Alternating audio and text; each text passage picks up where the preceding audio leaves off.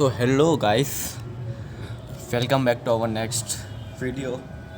तो ये है हम लोगों का शायद डे लिख के आ जाएगा क्योंकि डे को याद नहीं आ रहा है। सॉरी मैं खुद ही के डे भूल जा रहा हूँ कि आज कौन सा डे है करके। थोड़ा सा कैमरा को एंगल सही करने दो, अब सही है।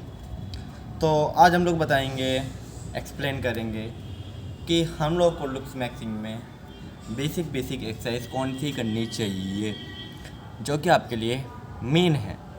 तो आज हम लोग बात करेंगे म्यूइंग के बारे में।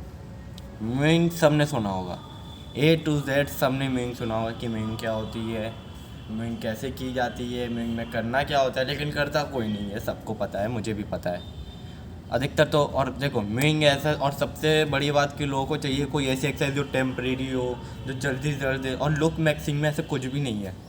लुक्स मैक्सिंग और बॉडी बिल्डिंग बिल्कुल उल्टे हैं।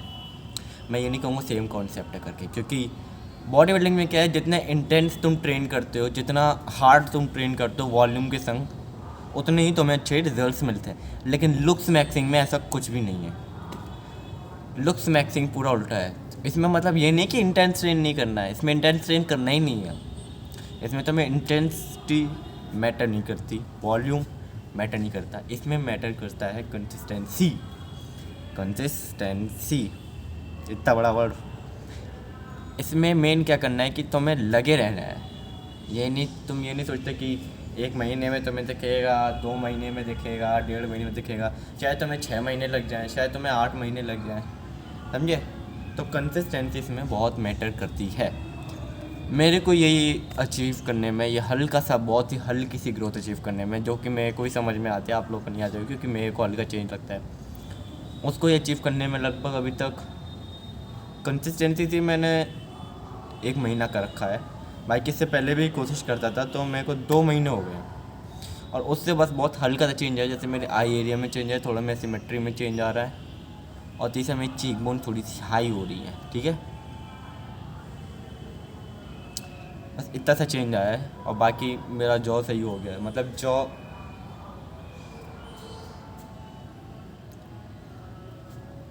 मेन होता है कैसा है, क्या करना है और क्यों किया जाता है। फर्स्ट ऑफ ऑल, मेन क्या चीज़ है। मूविंग एक ऐसी फेशियल हैबिट है, या फिर तुम एक ऐसी फेशियल एक्सरसाइज है जो कि तुम्हें तुम्हारे फेस को सिमेट्रिकल, चीक बोन्स को आए, और तुम्हारी ऑल ओवर अट्रैक्टिवनेस और फेशियल हार्मनी को इंक्रीज़ करती है। समझ में आ गया। मूविंग कौन कौन से मसल्स और कौन कौन सी चीज़ों पर ट्रेन इफ़ेक्ट डालती है। पहला तो हाईऑइड्स जो इधर होते हैं, दूसरा चीक बोन्स, ठीक, तीसरा जो माउथ के अंदर के रूफ होता है, और चौथी जॉ लाइन, ठीक। अब हम लोगों को मूविंग क्यों करनी चाहिए, क्या फ़ायदे हैं मूविंग के, ये बताता हूँ।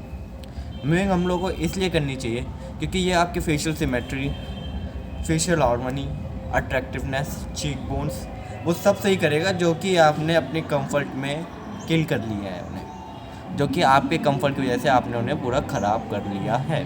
मूविंग उन्हें सही करेगा, ठीक। अब मूविंग करें कैसे, मूविंग के बेसिक स्टेप्स क्या होते हैं वो भी मैं तुम्हें बताता हूँ। First of all, background sound को इग्नोर करो। तो मूविंग हम लोग करें कैसे, पहला सवाल तो ये, क्योंकि बहुत लोगों को शायद मूविंग करना ही ना आता हो यहाँ पे, है ना। कौन कौन है जैसे करना नहीं आता, कमेंट में लिखो, ओके। तो हम लोग मूविंग करें कैसे, तो बहुत सिंपल स्टेप है। देखो मूविंग बहुत लोग गलत करते हैं। कुछ लोग कहते हैं टंग को ऐसे ट्विस्ट करके अपने माउथ के अंदर रखो, मतलब टंग ये होती है तो इसको ऐसे करके रखो, कुछ नहीं। कुछ लोग कहते हैं कि हम लोग बस टिप को ऊपर छुआ पाते हैं, पूरी टंग को ऊपर रूफ पे ला पाते हैं। बहुत ईजी स्टेप बताऊंगा, मैंने भी अप्लाई किया था, जिसकी वजह से मैं मूविंग सीखा हूँ। सबसे पहले आपको वर्ड एन बोलना है, ठीक। एन एन बोला आपने, एन बोलते ही जहाँ आपकी टंग जिस जगह पे टच कर रही हो रूफ के साइड में, इधर जब बोलते हैं एन, तो इधर अपने दांत से कुछ पीछे अपनी टंग टच करती है, जब हम लोग एन बोलते हैं, ठीक। एन बोलना है, उसके बाद एक चीज़ी स्माइल लेनी, एन बोलना है, एन ऐसे स्माइल दी, और ऊपर की तरफ देखना, ऊपर की तरफ देखते हुए एन, and we got it, simple. Stop it, उसी टंग को टच कराए रखना, ठीक है। परमानेंट होल्ड द डे, और उसे थोड़ा सा ऊपर से प्रेशर करना, जैसे कि एन टच किया, और हल्का सा उसमें प्रेशर आना, ऊपर की तरफ प्रेशर आने की कोशिश करना। टच हो गई, उसका दूसरा हल्का हल्का ऊपर करना, ठीक है।